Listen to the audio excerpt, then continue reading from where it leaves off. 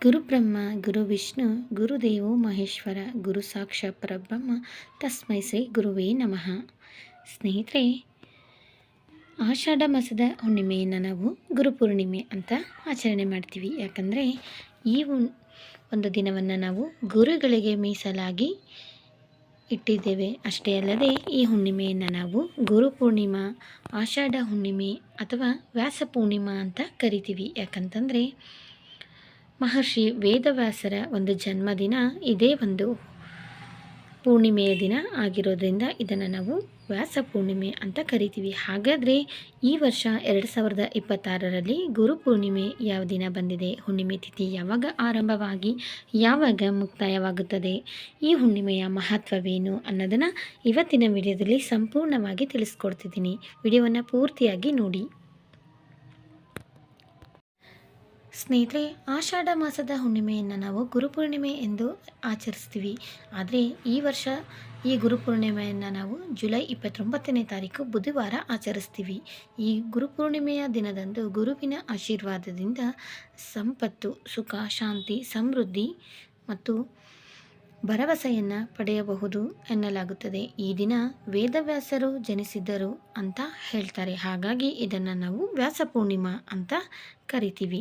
ಅಷ್ಟೇ ಅಲ್ಲದೆ ಈ ಗುರುಪೂರ್ಣಿಮೆಯ ಒಂದು ಮಹತ್ವ ಏನು ಅಂದರೆ, ಹಿಂದೂ ಧರ್ಮದಲ್ಲಿ ಗುರುಪೂರ್ಣಿಮೆಯ ಒಂದು ವಿಶೇಷ ಮಹತ್ವವನ್ನು ಪಡೆದುಕೊಂಡಿದೆ. ಗುರುವಿನ ಸ್ಥಾನ ಅತಿ ಶ್ರೇಷ್ಠ ಎನ್ನುವ ನಂಬಿಕೆ ಇದೆ. ಯಾಕಂತಂದರೆ ಗುರುವನ್ನು ನಾವು ಉನ್ನತ ಸ್ಥಾನದಲ್ಲಿ ಕಾಣುತ್ತೇವೆ.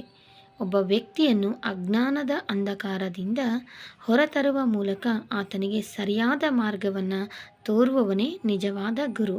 ಹಾಗಾಗಿ ಮಹರ್ಷಿ ವೇದವ್ಯಾಸರು 4 ವೇದಗಳನ್ನು ಸಂಪಾದಿಸಿ ಮಹಾಭಾರತ ಮತ್ತು ಶ್ರೀಮದ್ ಭಗವದ್ಗೀತೆಯಂತಹ ಮಹಾಕಾವ್ಯಗಳನ್ನು ರಚಿಸಿದ್ದರಿಂದ ಇವರನ್ನು ಗುರುಗಳು ಅಂತ ಪರಿಗಣಿಸಿ ನಾವು ಗುರುಪೂರ್ಣಿಮೆಯ ದಿನವನ್ನು ವೇದವ್ಯಾಸರಿಗೆ ಸಮರ್ಪಿಸಲಾಗಿದೆ. ಅಷ್ಟೇ ಅಲ್ಲದೆ ಗುರು ದತ್ತಾತ್ರೇಯರನ್ನು ಸಹ ಈ ದಿನ ವಿಶೇಷವಾಗಿ ಆರಾಧಿಸುತ್ತಾರೆ. ಯಾಕಂತಂದರೆ ಗುರು ದತ್ತಾತ್ರೇಯರು ಗುರುಗಳ ಗುರು ಅಂತ ಕರಿತೀವಿ. ಸ್ನೇಹಿತರೆ, ಇಷ್ಟೆಲ್ಲ ಮಹತ್ವತೆಯನ್ನು ಪಡೆದಿರುವಂಥ ಈ ಗುರುಪೂರ್ಣಿಮೆ ಯಾವ ದಿನ ನಾವು ಆಚರಣೆ ಮಾಡ್ತಿದ್ದೀವಿ ಮತ್ತು ಹುಣ್ಣಿಮೆ ತಿಥಿ ಯಾವಾಗ ಪ್ರಾರಂಭವಾಗಿ ಯಾವಾಗ ಅಂತ್ಯವಾಗುತ್ತದೆ ಮತ್ತು ಈ ಒಂದು ಗುರುಪೂರ್ಣಿಮೆಯ ಮಹತ್ವವೇನು ಅನ್ನೋದನ್ನು ಸಂಪೂರ್ಣವಾಗಿ ತಿಳಿಸ್ಕೊಡ್ತೀನಿ. ಬನ್ನಿ ಸ್ನೇಹಿತರೆ, ಈ ವರ್ಷ 2026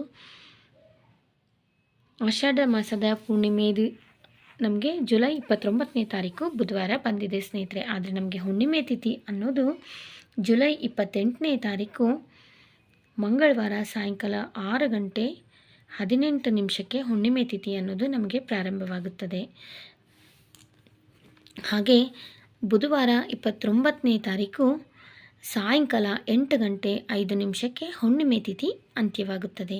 ಸ್ನೇಹಿತರೆ, ಹುಣ್ಣಿಮೆ ತಿಥಿ ನಮಗೆ ಸೂರ್ಯೋದಯ ಮತ್ತು ಚಂದ್ರೋದಯ ಎರಡೂ ಸಮಯದಲ್ಲಿ ಇದ್ದಂಥ ದಿನವನ್ನು ನಾವು ಹುಣ್ಣಿಮೆ ಅಂತ ಆಚರಣೆ ಮಾಡ್ತೀವಿ. ಹಾಗಾಗಿ ಈ ವರ್ಷದ ಗುರುಪೂರ್ಣಿಮೆಯ ವಿಶೇಷತೆ ಏನು ಅಂದರೆ, ಸೂರ್ಯೋದಯ ಮತ್ತು ಚಂದ್ರೋದಯ ಎರಡು ತಿಥಿಗೂ ನಮಗೆ ಎರಡೂ ಸಮಯದಲ್ಲಿಯೂ ಈ ಹುಣ್ಣಿಮೆ ತಿಥಿ ಅನ್ನೋದು ಪ್ರಾಪ್ತಿಯಾಗುತ್ತದೆ. ಹಾಗಾಗಿ ನಾವು ಜುಲೈ 29ನೇ ತಾರೀಕು ಬುಧವಾರ ದಿವಸ ನಾವು ಗುರುಪೂರ್ಣಿಮೆ ಅಥವಾ ವ್ಯಾಸ ಪೂರ್ಣಿಮೆಯನ್ನು ಆಚರಣೆ ಮಾಡ್ತೀವಿ. ಈ ದಿನ ನಾವು ನಮ್ಮ ಜೀವನದಲ್ಲಿ ಗುರುಗಳು ಅಂತ ಯಾರನ್ನು ಪೂಜಿಸ್ತೀವೋ ಅವರನ್ನು ಈ ದಿನ ಅತಿ ಭಕ್ತಿ ಶ್ರದ್ಧೆಯಿಂದ ಪೂಜೆ ಮಾಡಬೇಕು. ನೀವು ನಿಮ್ಮ ಜೀವನದಲ್ಲಿ ಉದಾಹರಣೆಗೆ ಸಾಯಿಬಾಬಾ ಇರ್ಬೋದು, ಗುರು ರಾಘವೇಂದ್ರ ಸ್ವಾಮಿಗಳು, ಬಸವಣ್ಣನವರು, ಶಂಕರಾಚಾರ್ಯರು, ಈ ರೀತಿಯಾಗಿ ಗುರು ದತ್ತಾತ್ರೇಯರು, ನೀವು ಯಾರನ್ನು ನಿಮ್ಮ ಜೀವನದಲ್ಲಿ ಗುರುಗಳು ಅಂತ ಸ್ವೀಕಾರ ಮಾಡಿರ್ತೀರೋ ಅಂಥವರಿಗೆ ಈ ದಿನ ಗೌರವವನ್ನು ಸಲ್ಲಿಸಬೇಕು, ಅವರ ದರ್ಶನವನ್ನು ಪಡಿಬೇಕು ಅಂತ ಹೇಳ್ತಾರೆ ಸ್ನೇಹಿತರೆ. ಇನ್ನು ಅಷ್ಟೇ ಅಲ್ಲದೆ ವಿಶೇಷವಾಗಿ ಗುರುಪೂರ್ಣಿಮೆಯ ದಿವಸ ಅವರಿಗೆ ಪೂಜೆಯನ್ನು ಮಾಡಿ ಶಕ್ತಿ ಅನುಸಾರ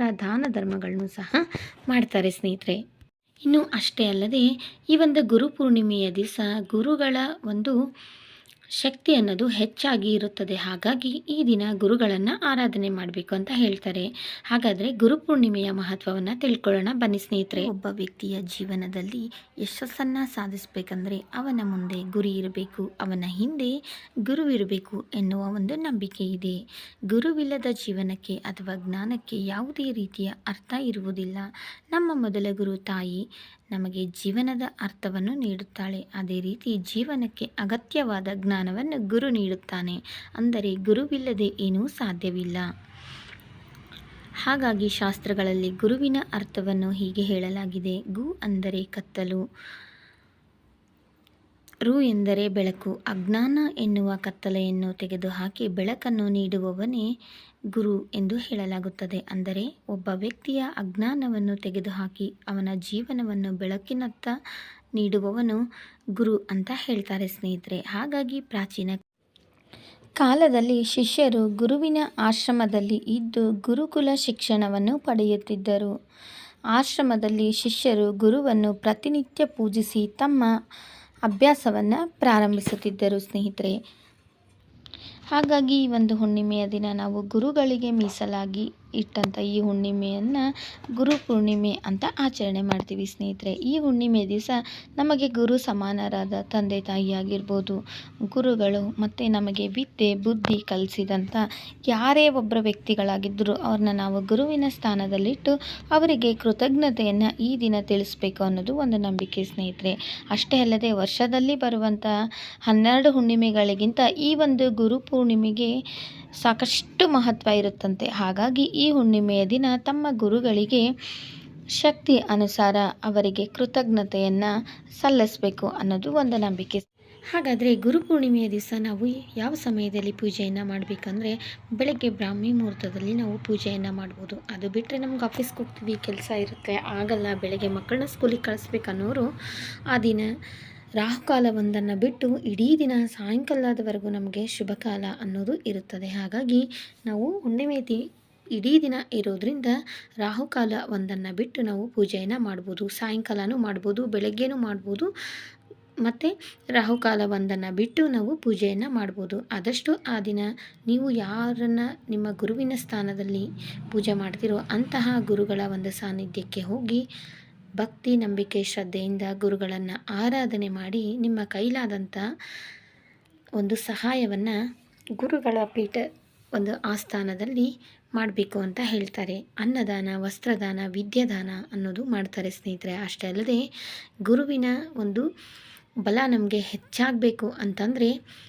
ನಾವು ಆ ದಿನ ಕಡಲೆಕಾಳು ಮತ್ತು ಬೆಲ್ಲವನ್ನು ದಾನವಾಗಿ ಕೊಡಬೇಕು. ದೇವಸ್ಥಾನಗಳಿಗೆ ಕಡಲೆಕಾಳನ್ನು ಕೊಡಬೇಕು ಅಂತಲೂ ಹೇಳ್ತಾರೆ. ಹಳದಿ ಬಣ್ಣದ ವಸ್ತ್ರವನ್ನು, ಹಳದಿ ಬಣ್ಣದ ಹೂಗಳನ್ನ ಆ ದಿನ ಗುರುವಿನ ಒಂದು ಪೀಠಕ್ಕೆ ಕೊಡಬೇಕು ಅಂತಲೂ ಹೇಳ್ತಾರೆ ಸ್ನೇಹಿತರೆ. ಇನ್ನು ಜೀವನದಲ್ಲಿ ಪ್ರತಿಯೊಬ್ಬ ವ್ಯಕ್ತಿಯ ಯಶಸ್ಸಿಗೆ ಗುರು ಅಂತ ಇರಲೇಬೇಕು. ಹಾಗಾಗಿ ನಾವು ಯಾವುದೇ ಒಂದು ಕೆಲಸದಲ್ಲಿ ಪ್ರಗತಿಯನ್ನು ಉನ್ನತ ಸ್ಥಾನಕ್ಕೆ ನಾವು ಏರಬೇಕಂದ್ರೆ ನಮಗೆ ಗುರುವಿನ ಆಶೀರ್ವಾದ ಅತಿ ಮುಖ್ಯ. ಹಾಗಾಗಿ ಪ್ರತಿಯೊಬ್ಬರೂ ಸಹ ಗುರು ಪೂರ್ಣಿಮೆಯ ದಿವಸ ಗುರುಗಳ ಒಂದು ಆಶೀರ್ವಾದವನ್ನು ಪಡಿಬೇಕು ಅಂತ ಹೇಳ್ತಾರೆ ಸ್ನೇಹಿತರೆ. ಇದಿಷ್ಟು ಗುರು ಪೂರ್ಣಿಮೆಯ ಒಂದು ಮಾಹಿತಿ. ಈ ಒಂದು ವಿಡಿಯೋ ನಿಮಗೆ ಇಷ್ಟ ಆಗಿದ್ರೆ ಈ ವಿಡಿಯೋಗೆ ಲೈಕ್ ಮಾಡಿ ಸ್ನೇಹಿತರೆ. ಮತ್ತೊಂದು ಒಳ್ಳೆಯ ಉಪಯುಕ್ತ ಮಾಹಿತಿಯೊಂದಿಗೆ